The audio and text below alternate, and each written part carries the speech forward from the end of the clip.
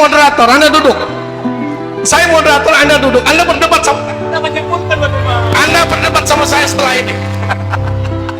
Melihat banyak keanehan. Keanehan pertama itu adalah pesantren mengundang Rocky Gerung berbicara logika, berbicara akal sehat. Tadi Bung Rocky menyampaikan beberapa terminologi, ada akal sehat, ada kolbu, ada dan sebagainya. Saya kira kolbu itu, Bang Rocky, itu adalah terminologi Quran, dan konsistensi logikanya, penjelasannya harus dia cari di Quran. Dia tidak sama dengan akal sehat versi Rocky Gerung seperti yang saya baca selama ini. Kolbu, kalau kita bicara Al-Quran, itu hasilnya adalah ulul albab, yang berbeda dengan rasionalisme Bung Rocky Gerung, yang menurut saya lebih dekat ke Descartes kalau saya lihat. Satu. Keanehan yang kedua soal pada tema. Saya tidak tahu siapa yang membuat tema ini. Bagaimana kita bicara akal sehat kaitannya dengan pilkada? Bagi saya itu dua terminologi yang kontradiksi intermedis. Saya tidak pernah melihat ada realitas pemilu yang rasional, nggak ada. Di mana? Di planet bumi ini tidak pernah ada pemilu yang rasional, mau pilkada mau pilpres di Amerika sekalipun, nggak ada. Karena saya kira memang momen seperti pilkada adalah momen yang paling potensial menyebabkan orang kehilangan rasionalitas. Soal etika, saya juga bingung kalau kita mau berbicara etika, sebab sejak kapan moralitas terwadahi dalam politik Indonesia? Saya belum melihat itu.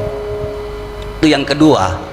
Dari sini saya coba agak sedikit melebar kaitannya dengan pemilu dan demokrasi, seperti yang saya coba mereview apa yang Bung Rocky pernah sering sampaikan dalam berbagai ceramah di kanal YouTube. Saya pernah mengikuti, mendengarkan ceramah Bung Rocky di satu kelas filsafat,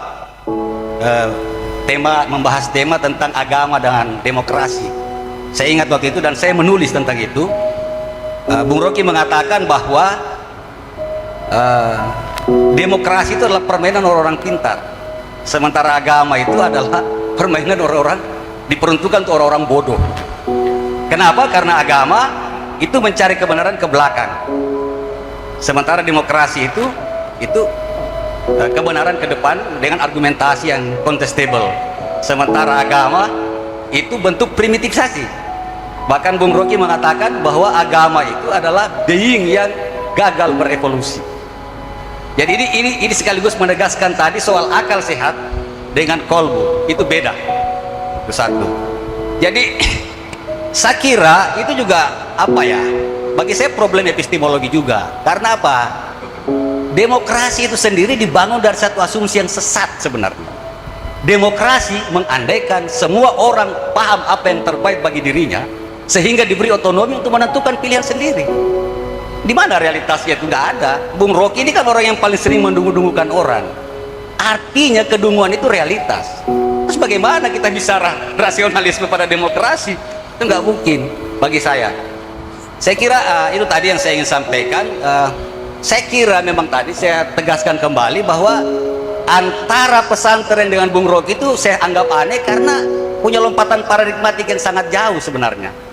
Orang-orang pesantren ini percaya bahwa penggerak perubahan itu adalah ruh, sementara Bung Rocky mendalilkan perubahan itu justru pada pola-pola produksi dan distribusi.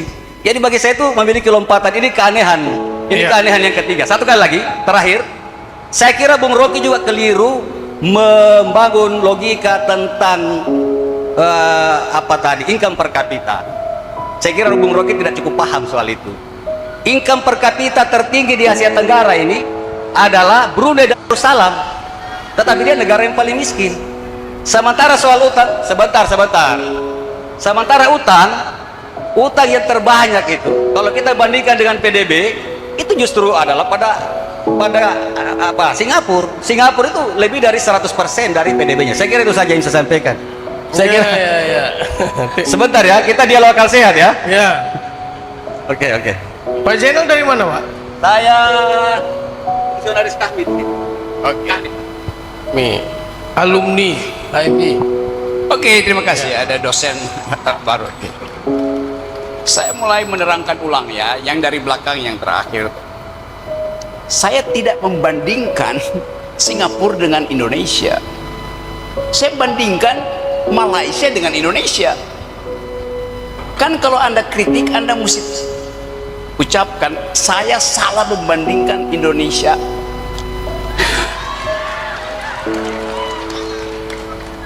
Gini, saya terangin ya. Kan konteksnya saya bilang yang akan bersaing bonus demografi Indonesia dan Malaysia. Oleh karena itu saya pakai data Indonesia dan Malaysia. Kecuali Anda bilang bahwa Pak Rocky salah karena pendapatan per kapita Malaysia itu adalah 17.000. Tidak, tetap 13.000. Tapi kan Brunei 17. Saya nggak bicara Brunei, saya bicara Malaysia. Iya 30.000 kalau saya pakai data Brunei. Saya pakai data Malaysia, right? Oke, yes.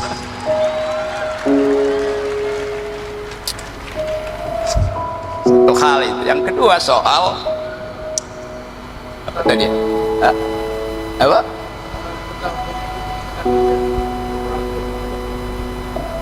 Yes. Semua pemilu di negara Benelux mendekati sempurna karena tidak ada fraud, tidak ada corruption. Anda pergi ke Finlandia, dasarnya adalah indeks korupsi.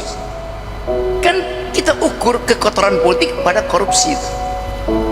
Indeks korupsi di Finlandia 98. Artinya cara membaca indeksnya, kalau indeks korupsi di Finlandia 98, di Indonesia 37, bacanya begini. Di Indonesia dari 100 orang tinggal 37 yang jujur. Di Finlandia dari 100 orang 98 jujur. Anda pergi ke Butan 100%. Karena itu pintu di Butan itu nggak pernah ditutup, nggak ada yang mau mencuri di situ. Ya. Jadi perbandingan itu saya maksudkan supaya kita mendekati Finlandia, supaya kita mendekati Singapura, mendekati Amerika. Kan begitu yang saya terangkan.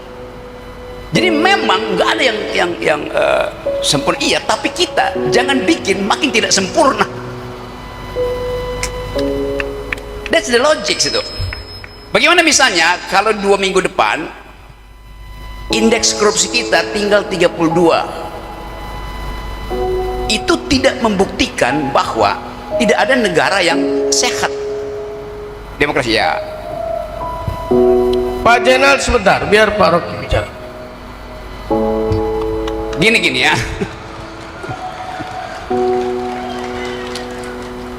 Kan tadi Anda menerangkan tidak ada negara yang betul-betul sempurna, tidak korup, ya.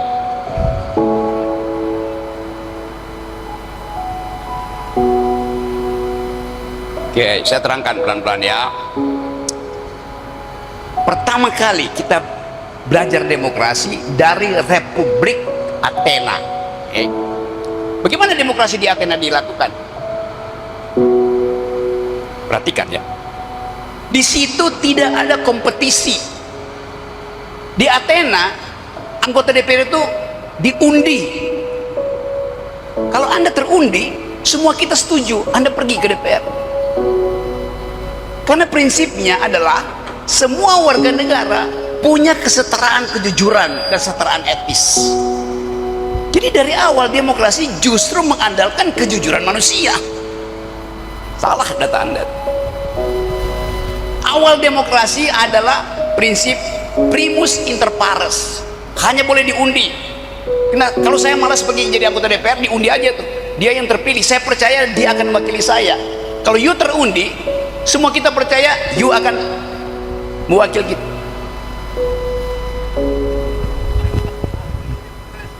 Iya, saya ngerti itu, bahwa akhirnya ada kompetisi.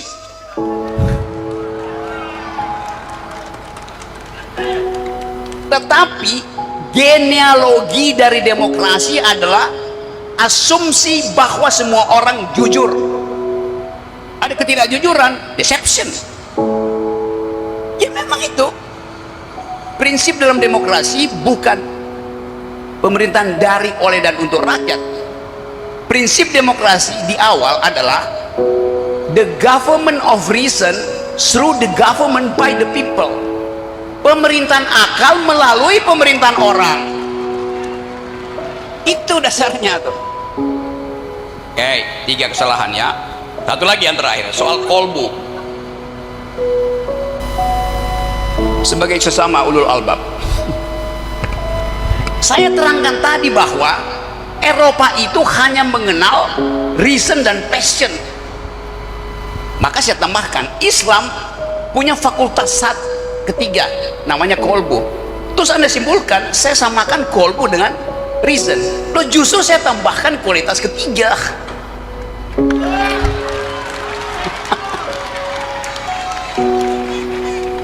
Itu maksudnya.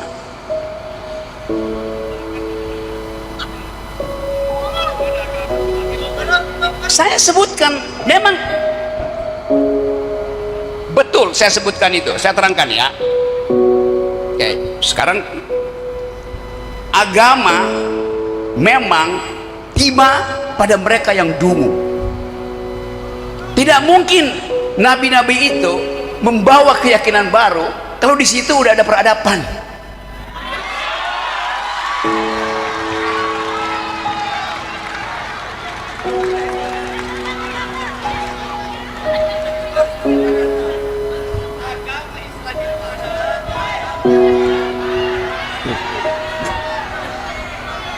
Pak Zainal, tenang dulu Pak Zainal.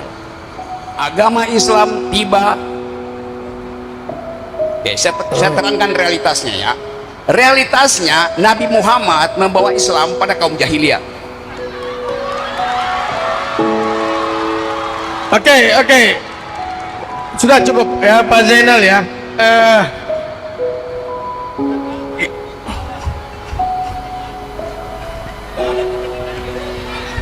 Tidak. Pak Zainal silakan duduk dulu. Enggak, Anda silakan duduk. Saya moderator di sini. Anda duduk.